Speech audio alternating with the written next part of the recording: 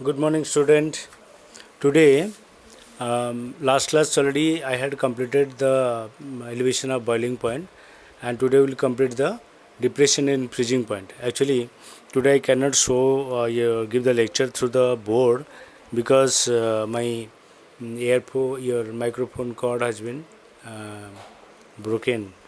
Actually, it is the color microphone that we use it for the clear voice. That's why from the notes I will explain, you try to understand it, hold your notes, and then try to understand it. First of all, you see uh, the depression in the freezing point. We will go first with the freezing point. What exactly the freezing point is? Okay, so freezing point is what? Let us suppose the temperature of any substance at which the vapor pressure of its liquid state is equal to the vapor pressure of its solid state. You just follow the note. I'm explaining, and you look at. So I have written there. Let us consider a pure solvent A in which some non-volatile solute to be added. While considering the graphical structure, graphs of the depression in freezing point, first of all, we have to consider the vapor pressure of the both liquid and a solid state of the pure solvent A. Keep it in mind. This is the pure solvent A. First of all, the pure solvent A having its solid state and liquid state graph we will draw. See, I have plotted here. This is the vapor pressure and this is the temperature. In vapor pressure, you see, first of all, the solid state of that particular solvent A I have taken here. You just suppose at this state it is in the highest vapor state, and the liquid your boiling point is like this only. Your temperature at this state only, and then it when temperature is lowered, slowly the vapor pressure is getting slower. You see, okay. In this way, this is the solid state of A. Are you getting me? Highest temperature, the temperature. Suppose the temperature is here and that vapor pressure is highest state it is, okay, and slowly the temperature I'm decreasing, so at the time vapor pressure also will decrease, as you are knowing vapor pressure is directly proportional to the temperature, okay. Similarly, its liquid state will follow. Liquid state, suppose this is the vapor pressure at this temperature, it is in the liquid state and it vaporizes at this state only. Then what will happen? As the temperature decreases, the liquid state is going like this way, vapor pressure is decreased slowly. Are you getting? Okay. Now, solution A, solvent A is added with the solute B. Okay. The B is a non-volatile solute, already I have told. Non-volatile solute A, B is added to A. Then what will happen? Now see, in the solution, the state is coming at the solution, solute plus solvent. Suppose the vapor pressure of the highest vapor pressure at this state is here only. As the solute is added, then automatically let's see vapor pressure will decrease. You know that in pure state it is the vapor pressure is high, and when at the solution state it is coming, its vapor pressure will be little less. So from it, suppose the temperature is decreased slowly, then what will happen? It will come and touch at the solid state of the solvent here. Here liquid state it was touching to this place. This place is called the freezing point of the substance which is in the liquid, which was in the liquid state. And the same way, when it solute is added and it is reaches at its vapor state, because you are knowing when solute is added at that time what will happen? The different kind of molecules will be there. So what will happen? Vapor pressure will decrease from the original also, as well as when it will reach to the solid state of A, it will also decrease its temperature. That means at this temperature only it is getting solidified. The freezing point of the solution is arising here. Freezing point of the original liquid is here. There is a difference coming. That means in the solution, the depression of freezing point is coming. You see, suppose it is 0 degree, it is here minus 10 degree. It is happening. So when solution contain the solute plus solvent, at the time this type of a situation arises. So now if we will make a line, and the line is connecting to your x-axis where the temperature is showing, then what will get, that is the difference between the temperature, that is called delta Tf. Okay, so I have written here, we follow. Now the freezing point of solution has been decreased. You see here, when solution B is added to A, its vapor pressure is decreased. That also I have shown. As freezing point has been decreased, called as depression in freezing point, that I am showing. Then depression we are getting Tf minus T naught F, that equal to delta Tf. Okay. So as depression of freezing point is due to concentration of the solute, that is called molar concentration. That means the you know that one, depression in freezing point or the elevation of boiling point is due to only concentration of the solute. That's why the solute concentration is arised here. Delta Tf is directly proportional to the solute concentration. This is the concentration mark. And delta Tf proportional, this is called molar concentration, molar concentration. So delta Tf equal to Kf into m, where Kf is what? This is called the proportionality constant, and also you can say it is the molar depression constant of solvent. So delta Tf equal to Kf into weight of the solute into 1000 by weight of solvent in gram into molecular mass m. Actually, this is the expression for m. M has been changed. Are you knowing? The molality is your number of moles of the solute by volume of the mass of the solvent in kg, and then you are changing it. Already had discussed it before only, that you follow. Okay. Next page 2 we will see.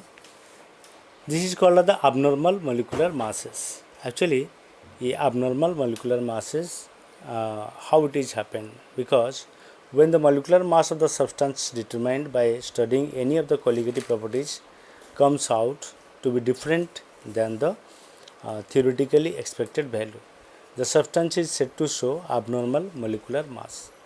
The abnormality molecular masses are observed in any one of the following cases. One is when the solution is non-ideal, that is, solution is not dilute; when the solution undergoes association in the solution; when the solute undergoes dissociation in the solution. Actually, these all things you can get in the Van 't Hoff factors.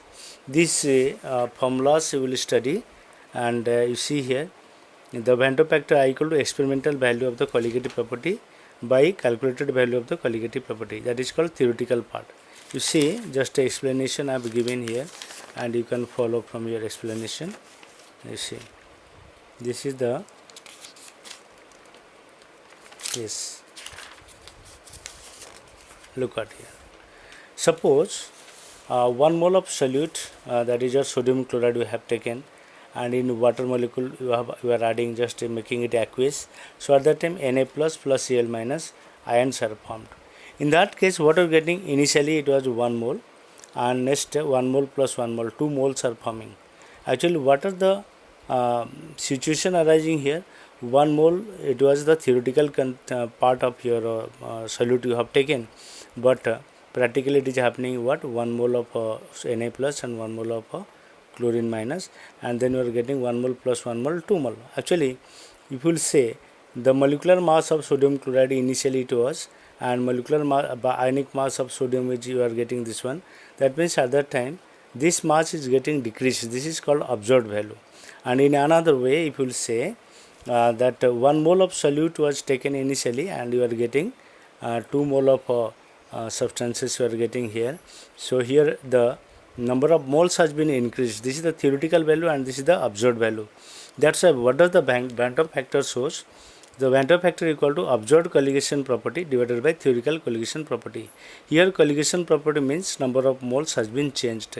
That's why I equal to number of moles, that is 2 moles divided by 1 mole. I have marked here, you see it very nicely. I equal to 2 by 1, that equal to 2. This is called the case of dissociation. That means the sodium chloride is broken into Na plus and Cl minus. Suppose if we will consider the case of your association. Association matlab means when you are just making it joined together. At that time what will happen? So see, your molecules of acetic acid we have taken in benzene solution that you are putting at that time, what you are getting, these solutions are converted into two, that is called, we can say it as what, this is a two molecules of acetic acid is getting connected to with each other and forming a single mole, 1 mole of the substance you are getting. So here initially it was 2 mole and here you are getting 1 mole. It was two different molecules are different way, and here one molecule it is completely converting to into one molecules. Okay, that we can say, you can study in the complex molecules when you understand, that time only you can understand it properly. So acetic acid, two molecules of acids are bridged completely. So in that case, Van 't Hoff factor I equal to coming 1/2. Okay, so from this you are getting the your observed factor and the theoretical factor are getting varied. Next are your degree of dissociation. What is the degree of dissociation? Degree of dissociation and degree of association both have the same same symbol. The fraction of the total substance that undergoes dissociation is called as degree of dissociation, which is denoted as alpha. Alpha equal number of moles of dissociated divided by total number of moles taken. Already I have written. This is the theoretical value and this is the observed value. This is called theoretical value. This is theoretical and this is the observed value. Remember it. Observed value and this is the theoretical value. Okay. So similarly, for degree of association, if you are understanding, so at that time what you are getting, the fraction of the total substance which exists in the form of associated molecule is called as the degree of association. It may be denoted as alpha equal to number of moles of associated divided by total number of moles taken. So here also the same thing we are getting. This is called observed value. Observed, that means how many molecules have been joined and divided by your theoretical. Okay. So this is all about your concept of your Van 't Hoff factor and degree of dissociation, degree of association. Next, the last term will go, that is called the osmotic pressure. Actually, in osmotic pressure, what you are understanding, first of all, you are knowing, you know that one in your house also, that we are using the RO machine itself follow the reverse osmosis. We will understand all these factors, osmotic pressure and your osmosis is what, and then your reverse osmosis. Before that only one thing you want to get, that is called what, and osmotic pressure is what, when suppose two different different substance you are taking in a container and that having two section, two partition has been done by a thin membrane. You just look at here, I am just explaining it. This the two section has been made in a container. This container has been separated. Here two sections have been separated by a thin membrane. This is called a semi-permeable membrane. Actually, what is the work of semi-permeable membrane? Now it only allows the solvent particles to pass in through it, but remaining solid particle you cannot, and that is called the your semi-permeable membrane. Actually, what happens here? Look at. Suppose I have taken here salt solution and here the pure water. So in this case the solvent molecule is water and this is having the highest concentration.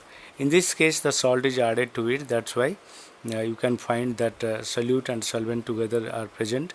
Therefore solvent quantity is here less, that's why solvent quantity concentration is less.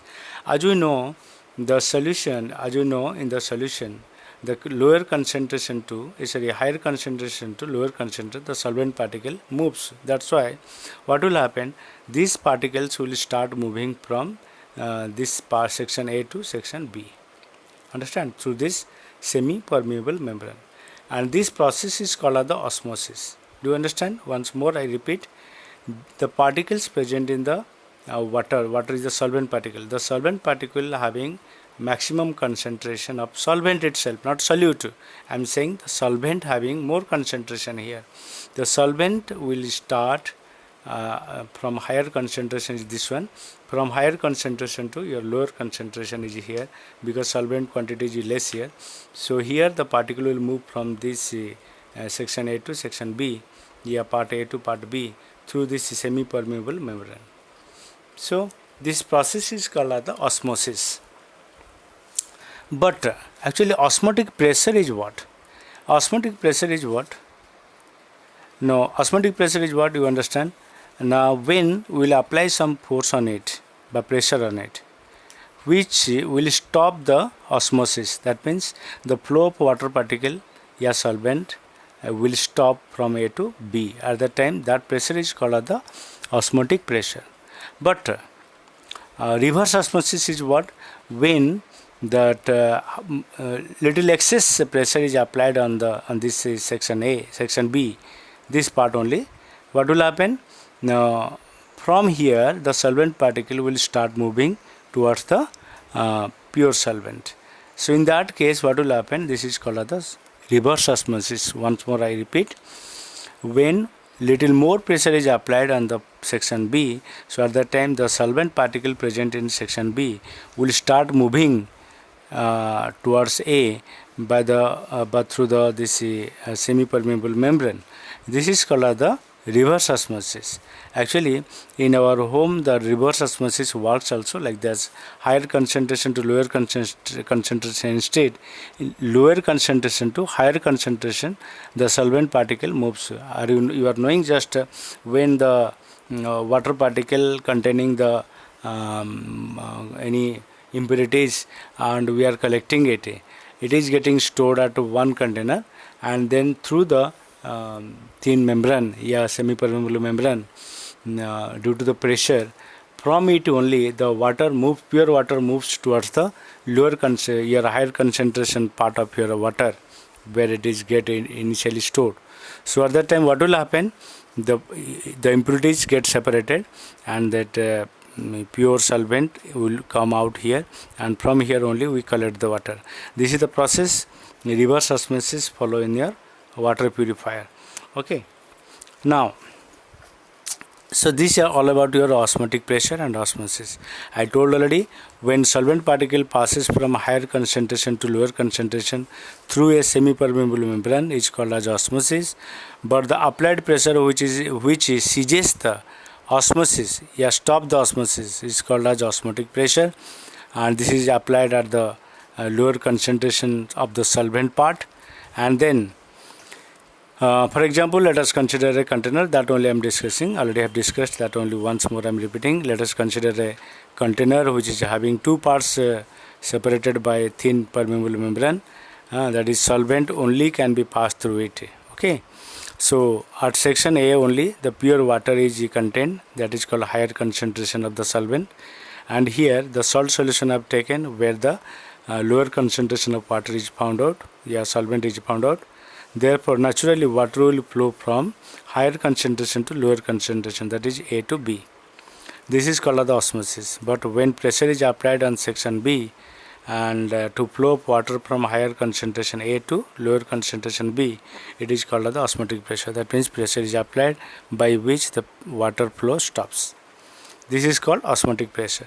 And when high pressure is applied on a B to flow of solvent from B, here whatever the solvent is there, when it start passing towards the A, at that time it's called the reverse osmosis. Thus this is all about your complete solution package. And then you just make a revision. I am putting it in the theory, in your WhatsApp, and that you follow it and try to understand. This already we have completed: freezing point of a depression in freezing point, Van 't Hoff factor, abnormal molar mass, degree of dissociation, degree of association, and then numerical expression of I, that is your Van 't Hoff factors. That using this one you will make the question answers. Your numerically will solve. Then explanation I have given here, that accordingly I have discussed, and osmotic pressure is completed. In this way the chapter is completed, and next class whatever I will give, that is your electrochemistry I will start. Okay, now my work is that this part I will make by which my voice and your board board can use also, and the voice can be reached at you. Okay, thank you. Okay.